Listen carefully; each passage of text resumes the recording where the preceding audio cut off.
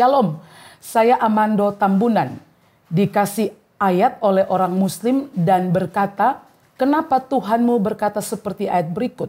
Ulangan 14 ayat 21. Janganlah kamu memakan bangkai apapun, tetapi boleh kau berikan kepada pendatang yang di dalam tempatmu untuk dimakan. Atau boleh kau jual kepada orang asing, sebab engkaulah umat yang kudus bagi Tuhan Allahmu. Janganlah kau masak anak kambing dalam air susu induknya. Dan saya tidak bisa jelaskan, tolong dibantu menjelaskan ayat tersebut Pak Pendeta. Terima kasih. Nah, di dalam ayat itu Tuhan mengizinkan orang Israel untuk memberikan bangkai hewan yang mati untuk dimakan oleh para pendatang di tengah-tengah mereka. Ya.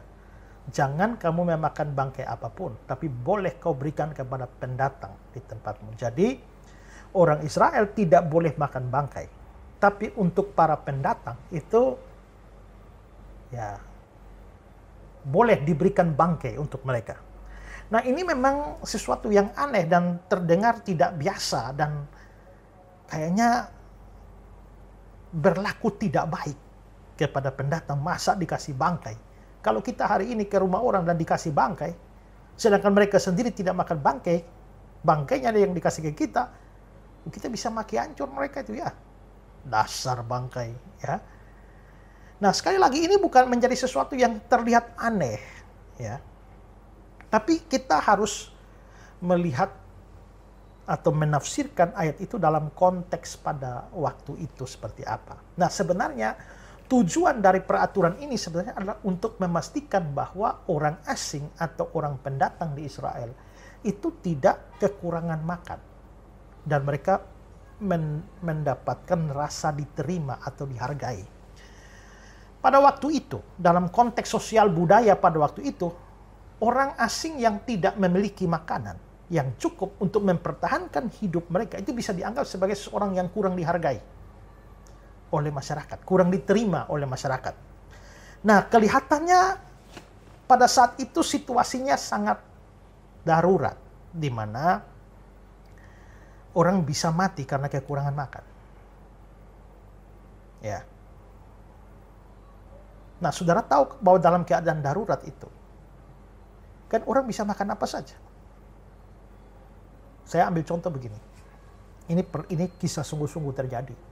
Bahwa pernah ada pesawat jatuh. Lalu semua orang mati. Tinggal satu orang saja yang bertahan hidup. Tapi jatuhnya pesawat ini di tengah hutan dan para petugas keamanan SAR dan lain-lain itu mencarinya susah. Tapi orang ini punya harapan untuk menunggu bala bantuan datang.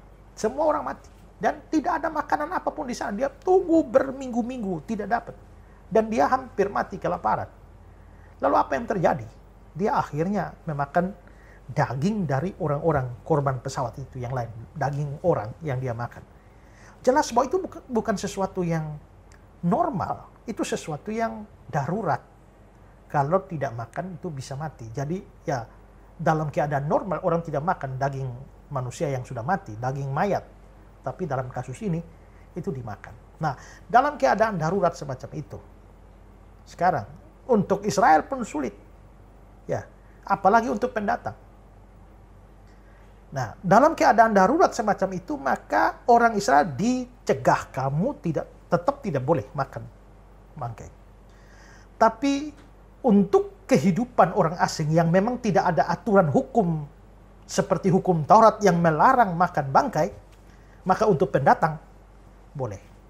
Dengan kata lain, dengan memerintahkan supaya kepada para pendatang itu diberikan makan bangkai, mereka tidak ada kendala karena memang tidak ada hukum Taurat yang melarang orang-orang pendatang.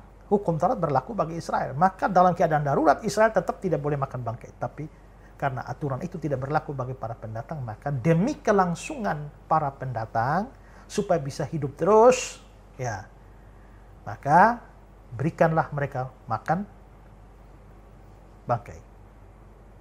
Karena itu di balik pemberian makan bangkai dalam keadaan darurat semacam itu sebenarnya bukan sebuah penghinaan atau sebuah kejahatan. Bahkan itu merupakan sebuah perbuatan baik dan penerimaan kepada para pendatang. Bahwa Tuhan pun memperhatikan mereka melalui Israel dengan memberikan mereka makan bangkai demi kelangsungan hidup mereka dalam keadaan darurat itu. Setahun berjalan, Yayasan Karya Bakti Esra Soro terus beroperasi dalam kegiatan sosial dan keagamaan sesuai dengan visi dan misi yang telah ditetapkan. Program penginjilan melalui media terus dilakukan dengan memproduksi konten-konten rohani berupa acara Esra Soro Menjawab atau program tanya jawab seputar iman Kristen, dan mendukung pembuatan film Suatu Hari Nanti bekerja sama dengan Pijar TV Jakarta dan tim. Aksi-aksi sosial juga terus berlangsung berupa pemberian bantuan logistik, dana pendidikan, biaya kesehatan, dan dana pembangunan. Yayasan KBS juga mulai merintis sebuah program percepatan keaksaraan pada anak melalui program mobil pintar sebagai upaya membangun kemampuan membaca anak usia dini dan sekolah dasar yang diimbangi dengan pengajaran nilai-nilai Kristiani pada anaknya. Kami berkomitmen untuk terus memberikan layanan terbaik dan bertanggung jawab sebagai bentuk syukur kami kepada Tuhan dan pertanggungjawaban kami atas kepercayaan dari semua simpatisan dan donatur setia yang mendukung pelayanan ini melalui doa dan dana. Jika saudara ingin mendukung pelayanan kami, saudara dapat berdonasi melalui rekening yang tersedia atau menghubungi kami melalui nomor berikut ini. Doakanlah kami dan mari melayani Tuhan bersama. Tuhan Yesus memberkati.